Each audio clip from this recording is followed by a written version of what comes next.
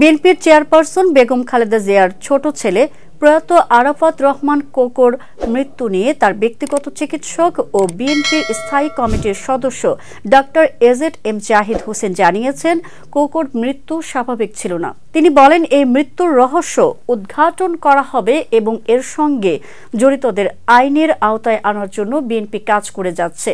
রবিবার পূর্ব লন্ডনের একটি রেস্টুরেন্টে Arafat Rahman cocoa Memorial trust আয়োজিত এক দোয়া মাহফিলে প্রধান অতিথির বক্তব্যে তিনি এসব কথা বলেন।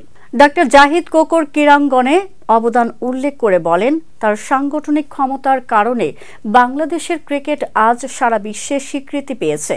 তিনি আরও বলেন, কোকোকে শারীরিক ও মানসিকভাবে নির্যাতন করা হয়েছিল, যা তার মৃত্যুর অন্যতম কারণ হতে পারে।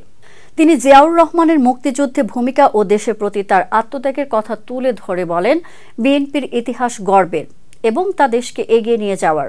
অনুষ্ঠানে যুক্তরাজ্য বিএনপির সভাপতি এম এ মালিক বলেন, বেগম খালেদা জিয়া সুস্থ অবস্থায় জেলে গিয়েছিলেন, কিন্তু তাকে ধীরে ধীরে শারীরিকভাবে ক্ষতিগ্রস্ত করা হয়েছে।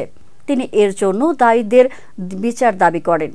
অনুষ্ঠানটি পরিচালনা করেন আরাফাত রহমান কোকো মেমোরিয়াল ট্রাস্টের কোঅর্ডিনেটর আবু নাসের শেখ ও সরফরাজ শরফু।